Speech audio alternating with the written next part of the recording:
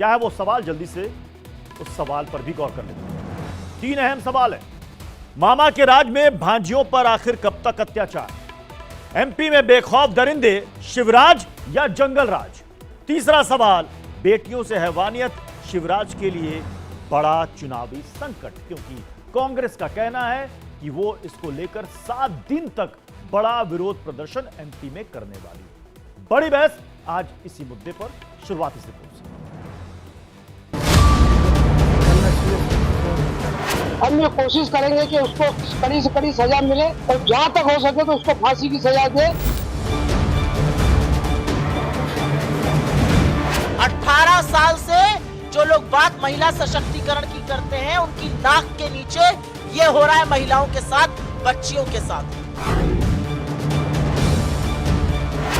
जिसने अक्षम्य जघन्य अपराध किया है, पकड़ने में वो घायल भी हुआ है, उसको कठोरतम दंड दिया जाएगा।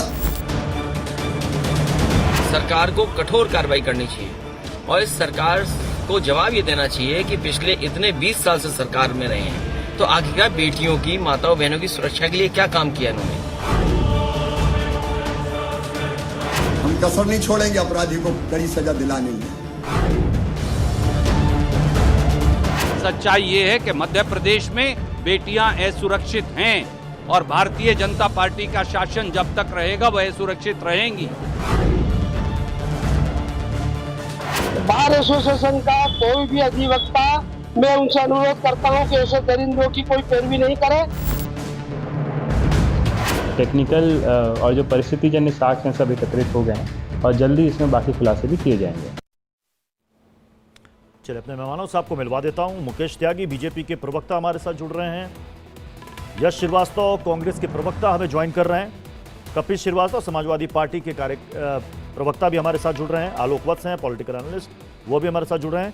योगिता भयाना सोशल एक्टिविस्ट हैं, वो भी हमारे साथ थोड़ी देर में जुड़ेंगे। और स्वाति हमारी सहयोगी इस वक्त मध्य प्रदेश में ही मौजूद हैं। स्वाति, सबसे पहले मैं आप ही के पास आ रहा हूं। उज्जैन में जो कुछ भी हुआ एक मासूम बच्ची के साथ, उसके बाद वहां की महिलाएं और बच्चियां क्या कह रही हैं? बिल्कुल प्रत्युष, ये जो घटना हुई है ये हर किसी को झकझोर कर रख देती है। तमाम जो बेटियां हैं, जो मध्य प्रदेश की बेटियां हैं, महिलाएं हैं, मेरे साथ मौजूद हैं। उनमें गुस्सा है, उनसे ही डायरेक्ट बात करते हैं और जानने की कोशिश करते हैं कि वो क्या किसको लेकर कह रही है और कानून व्यवस्था को लेकर वो क्या कह रही है, किस तरह से बेहतर होनी चाहिए। आपका नाम? मोहिनी शेरके। उज्जैन में बेटी के साथ जो हुआ, अब कानून व्यवस्था और लॉ एंड ऑर्डर में क्या आप कमी देख रही हैं? क्या मध्य प्रदेश की बेटी, भोपाल की बेटी सुरक्षित है? नहीं, ऐसी कोई बात नहीं है। सुरक्षित तो वो बिल्कुल फील नहीं करती है। जैसे आज के दौर पे देखा जाए तो लड़कियां जितनी भी है वो बिल्कुल अनसेफ फील करती हैं। पहली बात तो ये है, आजकल जितने भी बॉयज हैं, यदि लड़कियां रास्ते से निकल रही हैं तो वो ऐसा नहीं है कि वो बिना देखे चले जाएं। वो बिल्कुल देखते हुए जाएंगे, जिससे कि उनके या माँ या बहन ना हो। वो हमेशा यदि कोई जो लड़कियां वगैरह हैं वो यदि यहाँ से फील कर रही हैं तो वो बस उनका कहने का मतलब। प्रत्युष, गुस्सा है बेटियों में, महिलाओं में। वो कह रही हैं कि अनसेफ महसूस कर रही हैं बेटियां, और भी बेटियां हैं, उनसे बातचीत करने की कोशिश करते हैं। आपका नाम? अभी लोहारा। कैसा महसूस करती हैं अपने आप को मध्य प्रदेश में, उज्जैन में जो बेटी के साथ हुआ? क्या चाहती हैं, क्या सजा आरोपी को मिलनी चाहिए? मैं प्रॉपरली ये बोलूँ तो मध्य प्रदेश सेफ नहीं है। एज फॉर गर्ल्स बिल्कुल नहीं है, क्योंकि हमें हमारे घर में ही सेफ फील कभी हो भी नहीं पाता है, क्योंकि हमें घर से निकलने नहीं देता है। हमें एटलीस्ट आप एक पॉइंट पे जाके आप ये तो बोलो कि हाँ जाओ निकलो, नहीं, हमेशा 6 बजे गए घर के अंदर। तो देखिए प्रत्युष, जो बेटियां हैं वो असुरक्षित महसूस करती है। वो कह रही हैं कि घर से जब हम निकलते हैं तो पेरेंट्स मना करते हैं हमें निकलने के लिए। ये बच्चियां हैं, मध्य प्रदेश की बच्चियां हैं, और शिवराज सिंह चौहान को मामा कहलाना बड़ा अच्छा लगता है। वो कहते हैं सभी बच्चियां हमारी भांजियां हैं। तो ये भांजियां कह रही हैं कि शाम 6 बजे के बाद कह दिया जाता है घर से बाहर मत निकलो। यह स्थिति है। सचिन भी हमारे साथ जुड़े हुए हैं। सचिन, जरा आप भी बात कीजिए वहां पर बच्चियों से, महिलाओं से, क्या कहती हैं वो? बिल्कुल, देखिए प्रत्युष, इस वक्त मेरे साथ मध्य प्रदेश की ही बेटियां हैं।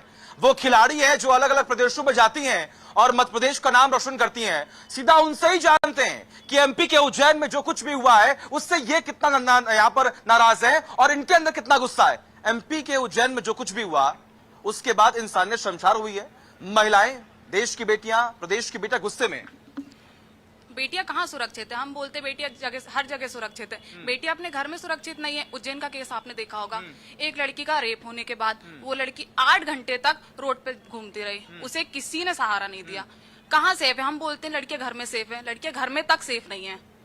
क्या आज भी डर लगता है बाहर निकलने में? क्यों नहीं? ऐसे केस होंगे तो लड़कियां क्यों नहीं डरेंगी? डर लगता है? लगता है। क्या लगता है आपको जो कुछ भी हुआ है उज्जैन में, उसे कितना गुस्सा है लोगों में? उससे गुस्सा तो लोगों में बहुत होना चाहिए, और लड़कियों की सुरक्षा तक मतलब लड़कियां सुरक्षित नहीं है, सुरक्षित नहीं है। लड़कियां सुरक्षित नहीं है मध्य प्रदेश में?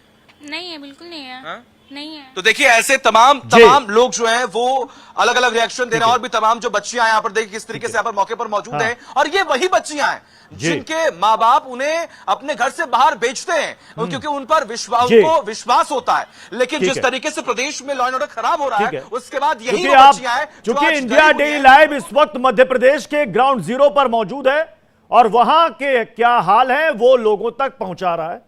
मैं शुरुआत योगिता भयाना जी आप ही से